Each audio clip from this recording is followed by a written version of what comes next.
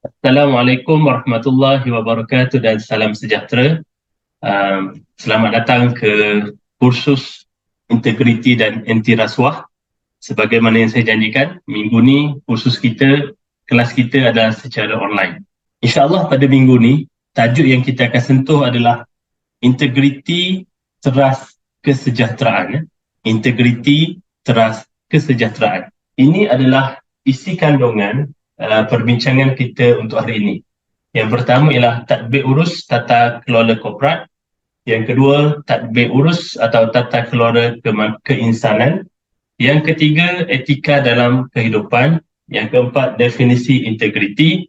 Yang kelima, faktor-faktor yang boleh menggugat integriti. Yang keenam, bidang pekerjaan berisiko tinggi yang terlibat dengan isu integriti. Yang ketujuh, pembudayaan integriti dalam kalangan pelajar. Dan yang terakhir ialah inisiatif kerajaan bagi meningkatkan integriti dalam perkhidmatan awam. Dari sesi ini, apa yang kita harapkan ialah anda semua dapat memahami apa itu tadbir urus atau tata kelola korporat, tata kelola keinsanan, dan juga memahami etika dalam kehidupan, mengetahui definisi integriti dan faktor yang menggugat integriti, memahami apakah bidang yang berisiko tinggi yang mana terlibat dalam isu integriti, dan anda juga akhirnya dapat memahami dan mengetahui pembudayaan integriti dalam kalangan pelajar serta inisiatif kerajaan bagi meningkatkan inisiatif integriti perkhidmatan awam. Bila kita menyentuh tentang isu integriti, ia sebenarnya sesuatu yang tertanam dalam diri kita. Mungkin menjadi satu tabiat, menjadi satu kelaziman yang sentiasa kita amalkan. Allah Ta'ala berfirman dalam surah Ar-Ra'du ayat ke-11, Inna Allah la yughayyiru ma biqaumin hatta yughayyiru ma bi'anfusihim. Yang mana Allah menyatakan Allah tidak akan mengubah keadaan sesuatu kaum sehinggalah mereka itu mengubah apa yang ada pada diri mereka.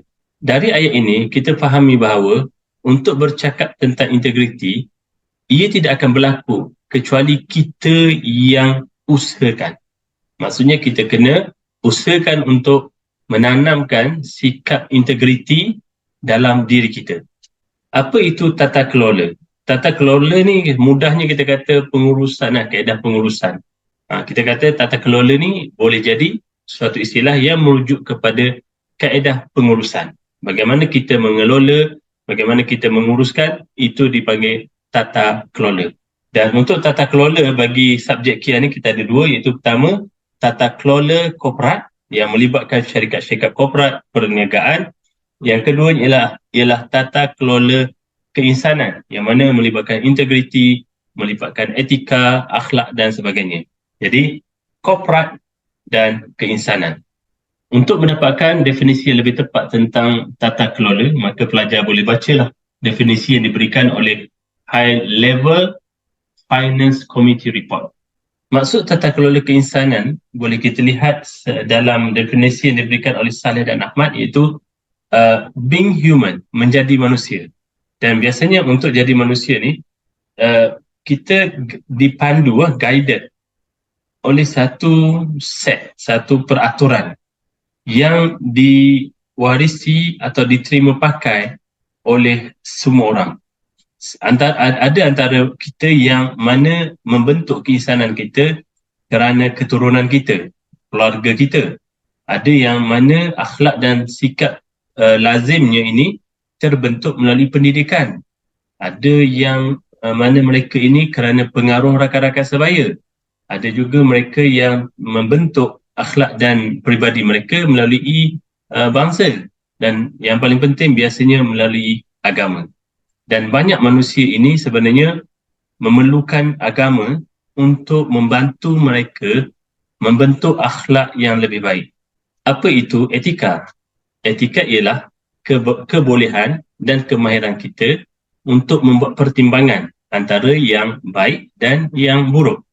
Jadi kita akan memilih mana yang baik dan mana yang buruk. Itu adalah etika.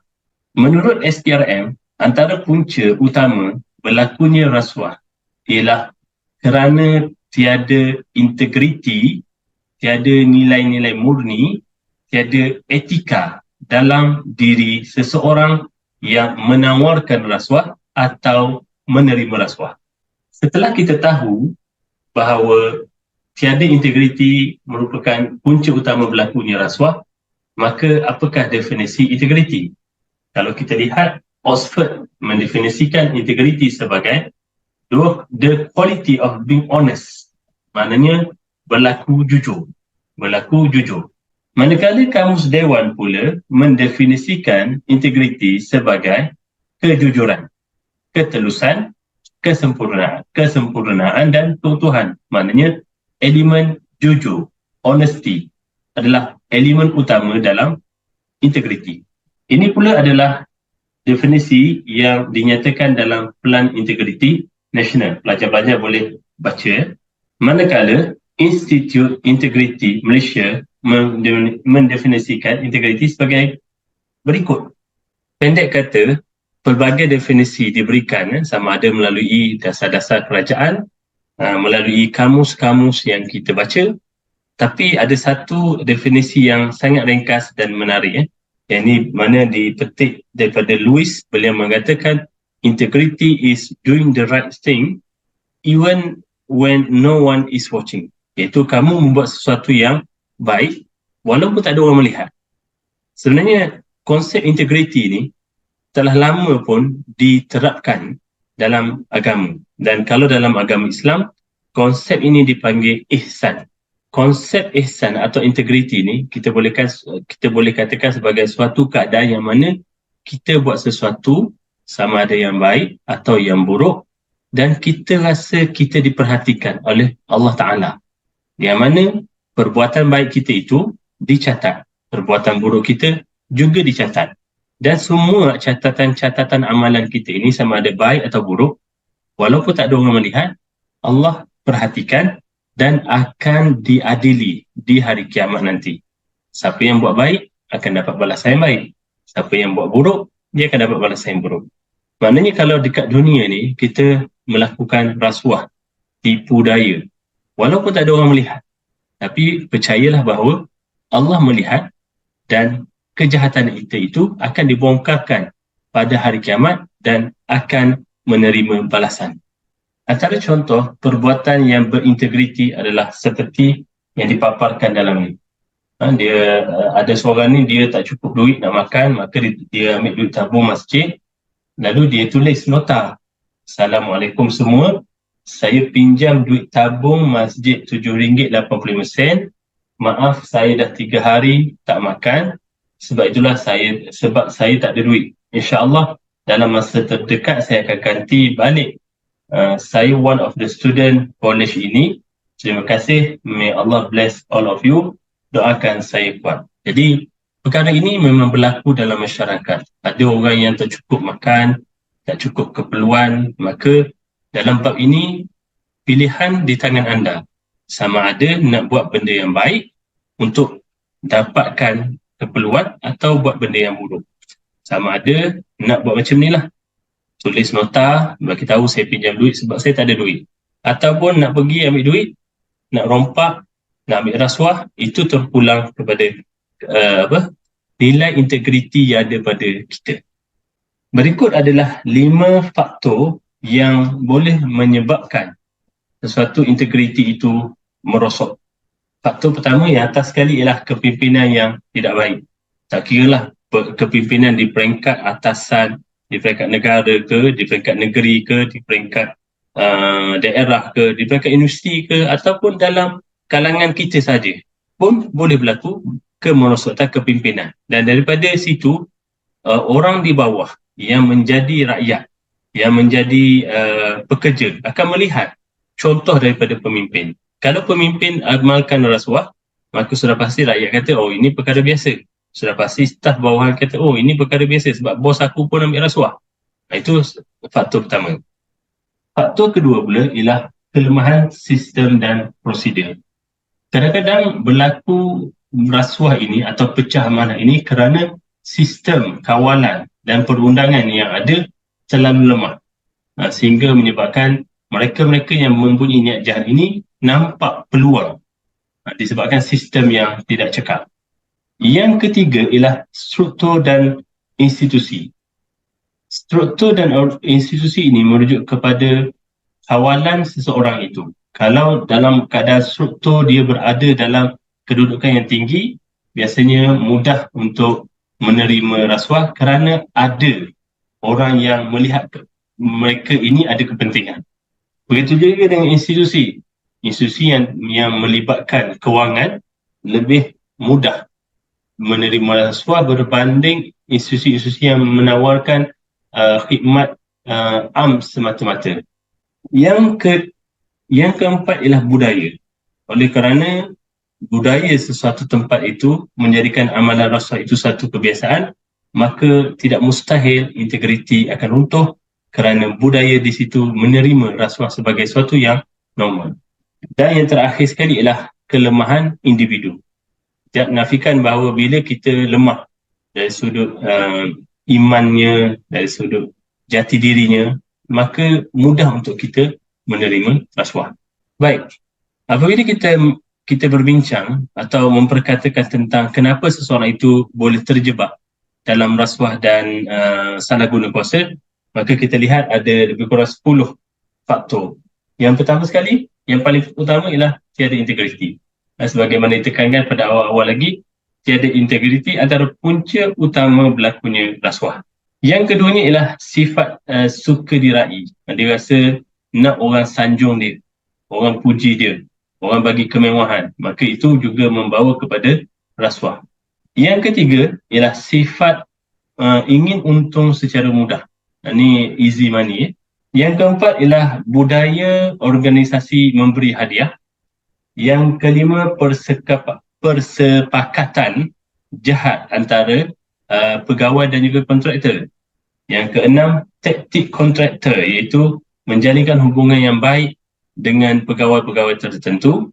Yang ketujuh, taktik kontraktor juga bermula dengan meraihkan pegawai-pegawai ini atau memberikan hadiah-hadiah yang kecil bermula dengan perkara tersebut.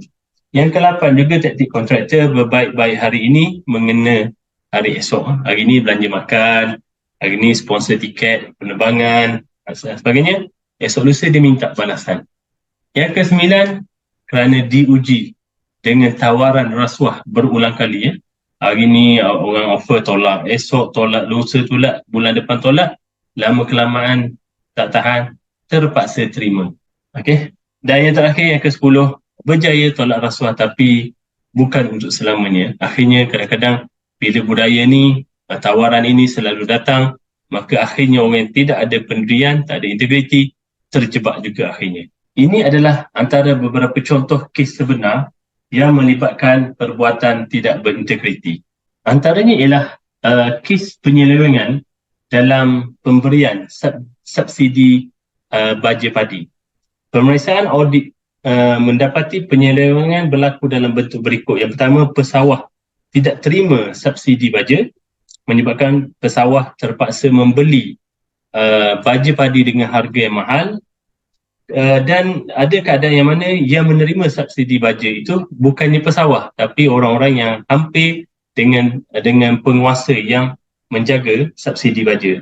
Ini pula kes ketiga yang melibatkan perbuatan tidak berintegriti, yang mana pada 18 November 2014 seorang pegawai sebuah agensi awam didakwa meminta habuan seks daripada seorang ibu tunggal, dan sebagai balasan kalau ibu tunggal ini setuju, maka dia akan dapat kelulusan memiliki rumah mampu milik projek perumahan rakyat termiskin. Inilah antara contoh perbuatan yang tidak baik, tidak berintegriti, adalah orang tu miskin tapi diambil kesempatan pula terhadap mangsa.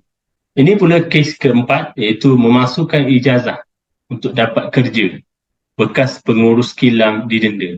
Sebab tu para pelajar sekalian, pastikan degree yang akan anda dapat nanti adalah degree atau ijazah yang asli. Para pelajar sekalian, tajuk seterusnya adalah satu tajuk yang sangat menarik, iaitu bidang-bidang yang berisiko tinggi. Sebab tu tulis hati-hati sekiranya anda bekerja dalam bidang ini. Apakah bidang tersebut? Bidang paling berisiko tinggi ialah kontrak dan tender. Sekiranya anda bekerja dalam mana-mana sektor sekalipun, perkilangan ke, perindustrian ke, pendidikan ke, kesihatan ke, tapi anda ditugaskan untuk menilai, membuka tender, menguruskan tender, maka anda berisiko tinggi untuk ditawarkan rasuah, dan kalau tak ada integriti, anda pasti akan menerima rasuah. Antara isu integriti yang kemungkinan berlaku sekiranya anda memegang jawatan dalam skop tender dan juga kontrak ialah antaranya percanggahan kepentingan. Ada adik-beradik minta nak masuk tender, ahli keluarga minta masuk tender. Yang kedua, pilih kasih terhadap kontraktor. Anda kenal kontraktor ni baik, kroni dengan anda, maka anda pun mudah menerima mereka walaupun mereka tak layak. Yang ketiga, dengan sengaja tidak melaporkan apa-apa kecacatan atau kekurangan yang dilakukan oleh kontraktor. Membocorkan maklumat pejabat.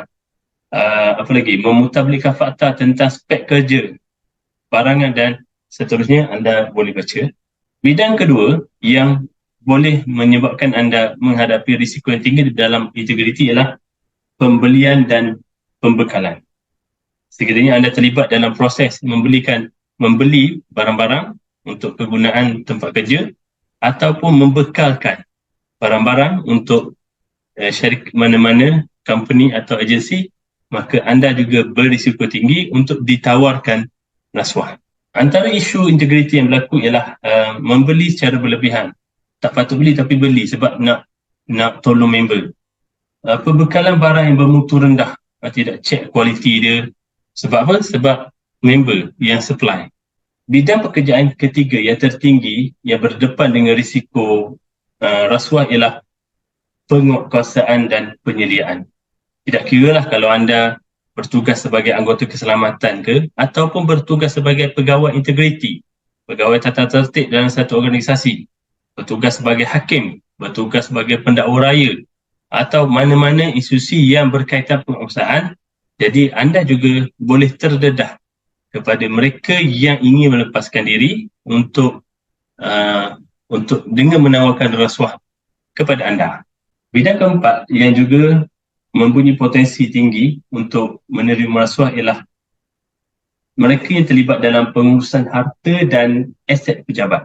Sebab bila anda menjaga harta dan aset, maka ada kalanya kuantiti barang yang dihantar tak cukup. Kita order kerusi, contoh, kita order kerusi atau meja untuk kegunaan pejabat sebanyak 50 biji. Tapi yang dihantar 45. Yang 5 tu kita tutup mata, dia pun hantar duit bawah meja. Ada berlaku macam tu. Sebab itulah pihak kerajaan telah membuat satu tema iaitu dipanggil budayakan integriti, jauhi rasuah. Budayakan integriti. Jadikan integriti itu pakaian pada kita, amalan kita, dan elakkan daripada menerima rasuah. Sebab itulah integriti ini ataupun ihsan itu dimulakan dari hati. Ia bermula dari hati kita. Kemudian daripada hati yang telah murni ini, yang baik ini, maka budaya integriti itu perlu diterapkan kepada anak-anak. Anak-anak perlu dididik, dibentuk supaya mempunyai nilai-nilai integriti dalam diri mereka. Berikut adalah antara inisiatif-inisiatif yang telah digariskan oleh pihak kerajaan dalam meningkatkan integriti pegawai-pegawai di sektor perkhidmatan awam. Antara inisiatif yang telah diperkenalkan oleh pihak kerajaan ialah, kita lihat tahun 1979, Panduan Perkhidmatan Cemerlang. Tahun 1980, Tuan Dr. Mahathir telah memperkenalkan kad perakam waktu supaya orang yang datang kerja dia ada masa untuk punch in dan punch out. 1982, kempen bersih cekat amanah. Tahun 82 juga diperkenalkan dasar pandang ke timur kerana masa itu kerajaan melihat negara Jepun, negara Korea yang dulunya tidak maju, tetapi bila mengamalkan sikap integriti yang tinggi, maka mereka terus jadi negara maju. Tahun 1983 diperkenalkan name tag atau tanda nama. Tahun 83 juga digunakan slogan kepimpinan melalui teladan supaya pemimpin-pemimpin menunjukkan contoh yang baik. Tahun 1985, penerapan nilai-nilai Islam dalam pentadbiran seperti konsep ihsan tadi. Tahun 87, etika kerja Islam. Tahun 89, gerakan budaya kerja cemerlang. Tahun 1991, sambutan Hari Kualiti. Tahun 1992, buku Tonggak 12. Ini boleh cari apa itu buku Tonggak 12. Tahun 1998, arahan Perdana Menteri untuk melaksanakan aktiviti nilai murni. Tahun 2000, jawatan kuasa keutuhan pengurusan. Dan tahun 2004, Pelan Integriti Nasional. Kemudian disambung pada tahun 2007 dengan audit nilai. Tahun 2009 diperkenalkan Akta SPRM. 2009 juga diperkenalkan KPI, Key Performance Index. KIK, kumpulan inovasi kerja. Jawatan kuasa keutuhan tadbir urus. Bidang keberhasilan utama negara ataupun National Key Result Area. NBOS, National Blue Ocean Strategy. Ini zaman Datuk Seri Najib 2009. Ada Akta SPRM, KPI, KIK, JKTU, NKRA dan juga NBOS. 2013, penubuhan Unit Integrity Agency. 2014, Jawatan Kuasa Integriti dan Tadbir Urus G2. EXA ni ekosistem kerja. Saya pun lupa nama dia. 5S. Apa tu? 5S. Tahu kan 5S? Hermes, Human Resource Management Integrated System. 2018, Jawatan Kuasa Khas mengenai anti rasuah. Jawatan Kuasa anti rasuah dan Pelan Anti Rasuah Nasional. Jadi ini adalah antara inisiatif dan langkah-langkah yang telah diambil oleh pihak kerajaan yang bertujuan untuk membasmi rasuah dan membentuk integriti perkara-perkara nilai-nilai yang baik dalam diri kita. Jadi mudah-mudahan apa yang diterapkan oleh kerajaan ini dapat kita terima dan kita amalkan dalam hidup kita. Itu sahaja untuk sesi kita pada hari ini. InsyaAllah kita akan jumpa pada minggu depan dalam sesi secara fizikal. Terima kasih atas masa yang telah diberikan dan kita jumpa lagi. Assalamualaikum warahmatullahi wabarakatuh dan salam sejahtera.